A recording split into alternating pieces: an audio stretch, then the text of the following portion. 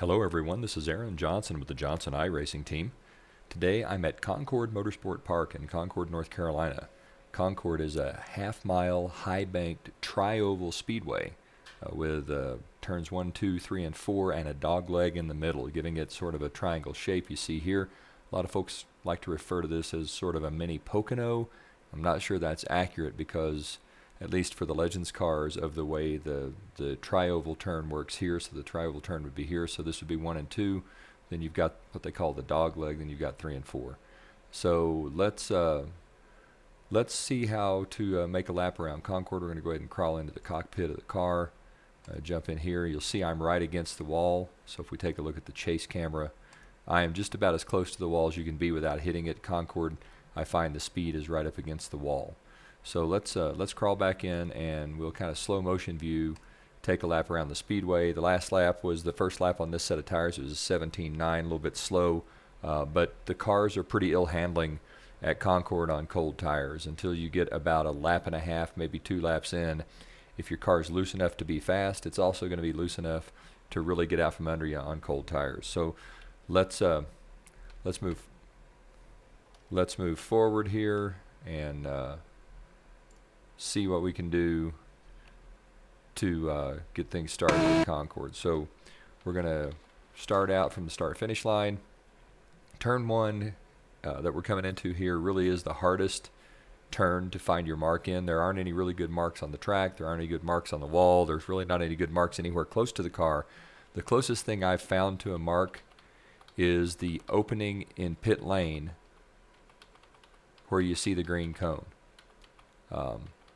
That opening, when you start to see that opening, it's time to think about beginning your turn. So here's the opening I'm talking about. It's over here. There's the green cone. As that flashes into your passenger or your driver's side window, that's when you're going to want to start to make your turn, and you're going to aim to get 2 wheels onto the line that separates the banking of the track from the apron. So I'm going to turn in here. I'm still on the throttle hard, you'll notice, as I turn in, so I'm going to turn in, and I'm going to roll out of the throttle. I'm going to try to put 2 wheels right on this yellow line. This corner is a little bit forgiving, so if you should happen to get 2 wheels across the line onto the apron, generally speaking, you're going to be safe. You probably won't spin, really won't even slow you down much, so you've got a little leeway in this part of the track, especially after 2 or 3 laps where your tires are good and warm. That first lap can be treacherous. So we're going to come down. We're going to try to get 2 wheels on the yellow line. We're going to see just how close we can get. So we'll get down here on the chase cam, and you really want your wheels right on that yellow line. So that's a pretty good corner. You're going to want to take your wheels, get them on that yellow line. Then you're going to come out, and you're going to hold the car down a little bit. You're also going to let it drift a little bit. And the reason you are is that the banking flattens out up here. And if you get up too high, you get into that flat banking, the car is going to loosen up and spin, or you're going to slide up and tag the wall, and you can see several people have done that here already. I usually let the car slide up. You'll see a little change in the texture of the track, and that's how you know you've gone up about far enough and it's time to really start putting some wheel in it. And you want to stay, at least 2 good car widths, 1.5 lanes away from that outside wall. You can get away with just a little bit higher than I'm running here, but not much. And when you run a few laps, you're going to feel that. You never really take any wheel out of the car after you come out of one, because you come right into this dog leg, what they call the dog leg turn, and you're going to aim again to put 2 wheels right on the yellow line that separates the banking from the apron. And for me, I can go through this corner matted. If I get in to the corner properly and get out of it properly, I never have to lift through the dog leg. And that's another sign that I'm going to have a pretty good lap. Now here, let's back that up and see just how close I got. I think I was a little bit above that yellow line this time, so I maybe didn't get down quite as low as I could have here. And that will slow you down. Yeah, see, I could have been a little bit lower. I thought maybe that wasn't the best dog leg I've ever run. Then you're going to come out of the dog leg, and there's going to be a big hard bump, and you need to be taking some wheel out of it before you get to the bump. Because if you don't, there's the bump. You can see the nose of the car drop. The bump's pretty severe. If you don't, if you got too much wheel in it, when you hit that bump, you're going to spin. You can also try to come out a little higher, come out maybe a half a car length higher, or a car width higher, and closer to the wall, and you'll miss the bump. It upsets the car less, and I don't think it costs you much in the way of speed. So my line, I tend to go through the bump a lot more often because of the line I run. So here you're going to want to get right up against the wall and be pretty much as close to the wall as you can possibly be. I'm about half a car width off of it. I could stand to be just a little closer. And this orange sign is going to be your mark.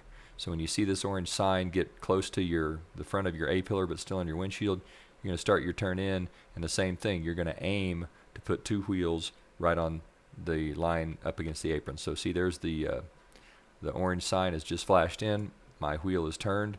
I'm starting my turn in. I'm going to go ahead and turn down, and I'm not going to be too aggressive early, but I'm going to continue to put more and more wheel in the car as I go through the corner in an effort to get right on that yellow line. So I want to get two wheels on the yellow line. We can take a look at the chase cam. Again, I'm half a tire width too high. I really do want to be right on the yellow line there. But that's not at all a bad corner. And then as you come out of the corner, you're going to let that car drift out just a little bit. You're going to kind of watch this mark. It's really easy to get out and smack the wall here, and to smack it a pretty good lick.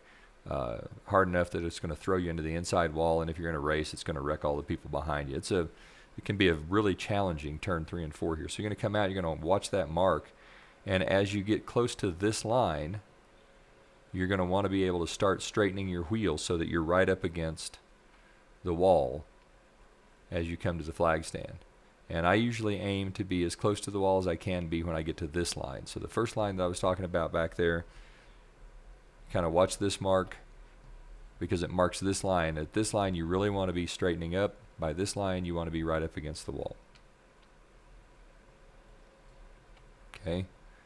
And then you want to be as close to the wall as you can be without touching it out here on the front straightaway. And if we go take a look at the chase cam again, we are right on the wall, which is kind of where you want to be. Okay, so let's watch a lap now at speed. So here we go. This will be lap number 3 in this practice session on this set of tires. There's your turn in. Try to get two wheels right on the yellow line. I was a little high there, but not bad. Let the car arc out, then right back down on the yellow line into the dog leg. Turn in at the orange sign. Try to get two wheels on that yellow line as well, and then be straightened up by the time you get to the front straightaway. It's a 281, so a pretty good lap there. We ran a 298 on the lap before. This is a 281, a pretty good lap. Let's back up and then take a look at throttle as well. We'll do that in slow motion. So on the front straightaway, you're absolutely wide open. You start your turn first. You don't really drop off the throttle until you're about the width of a car away from the wall, and then you let off. And I roll out of the throttle in this corner. I don't let off very quickly, and I may even, as the race goes on, let off earlier, but stay on the throttle a little longer so that I'm rolling out much more slowly. You're going to come right down to the apex of the corner. I actually start picking the throttle up a little bit before I get to the yellow line. And then it's really important in 1 and 2 that you're gentle with the throttle as you roll in. If you're in the throttle too quick coming out, you're going to spin as you come out here onto the straightaway before you get into the dog leg. And that's going to really be a hard transition for you if you're getting into the throttle too quickly. Down here in the dog leg, right down again onto the yellow line, matted the whole way through. And on the throttle hard until we see that orange sign. We're going to start our turn in, and we're not going to get off the throttle until after the car starts to turn away from the wall. So just as we can feel the car turning, we're going to get off the throttle. And I let off the throttle pretty quickly in this corner. I go ahead and let the car roll down, steer in just a little more in the middle of the corner, and then right at the apex I start to pick the throttle up. But again, gentle with the throttle. If you're on the throttle too quickly here, the car's going to hop out from under you, you're going to spin. Or later in a run, you may force the car to push, and that's going to push you toward the outside wall. Neither of those is a good thing. So the key here is going to be finding that throttle point close to the apex of the corner, and it's going to be a little later as tires wear. But finding that throttle point where you can pick the throttle up slowly and then roll in gently as you come out. Get in too quick, you'll either spin or you'll push, right? So there's the third lap. That was a 17.262. All of those really good laps. I'd be happy with any of those.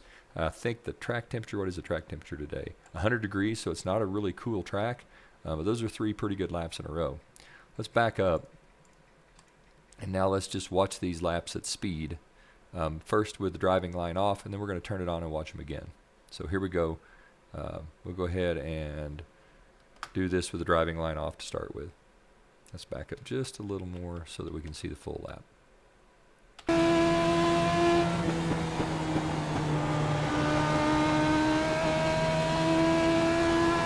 can hear the way I roll into the throttling line too.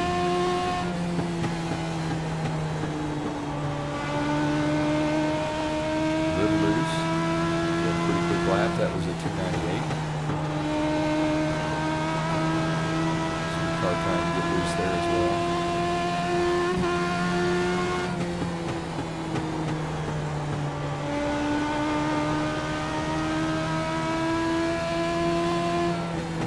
That's kind of what that looks like.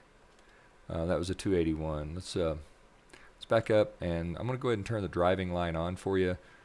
For me, when I was learning this racetrack, I've been at iRacing now since June of 2020, so I haven't quite been racing a year yet.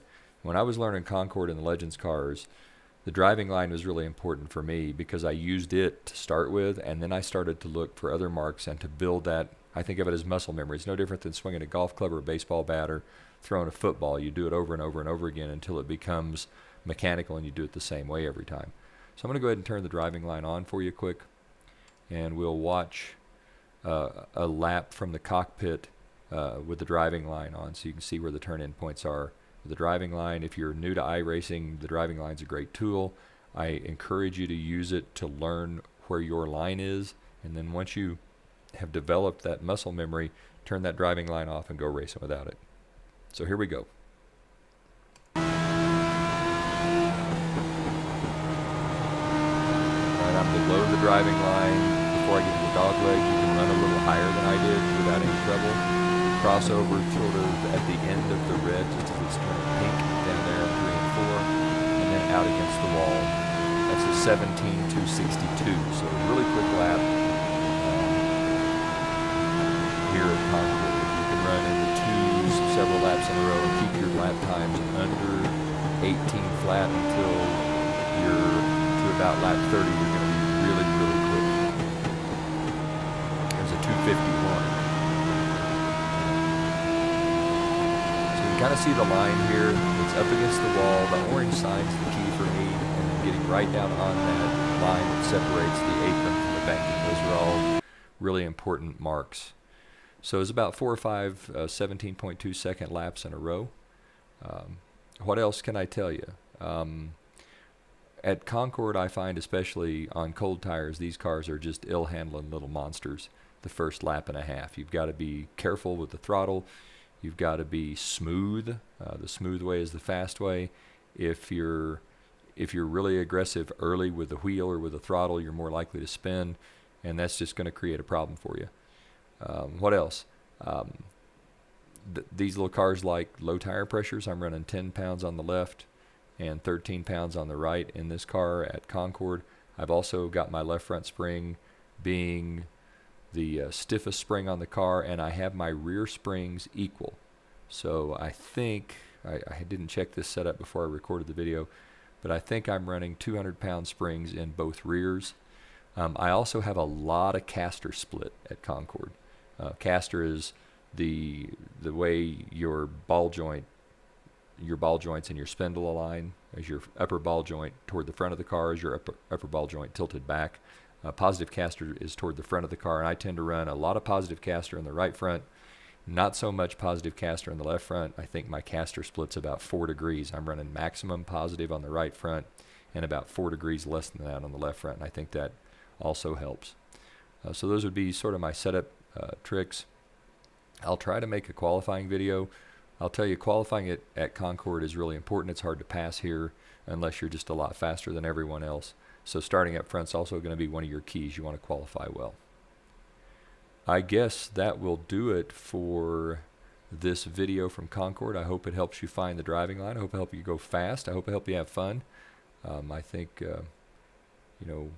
helping folks out is a good thing. I do this at least a little bit out of self-interest, because if you're fast and straight, it's easier for me to race side by side with you than if you're really struggling to keep your car under control. So I'm hoping that by doing this, I'm helping everybody have a much better racing experience. That'll do it from Concord. For the Johnson iRacing team on the Johnson iRacing Network, this is Aaron Johnson saying, go fast, turn left, have fun.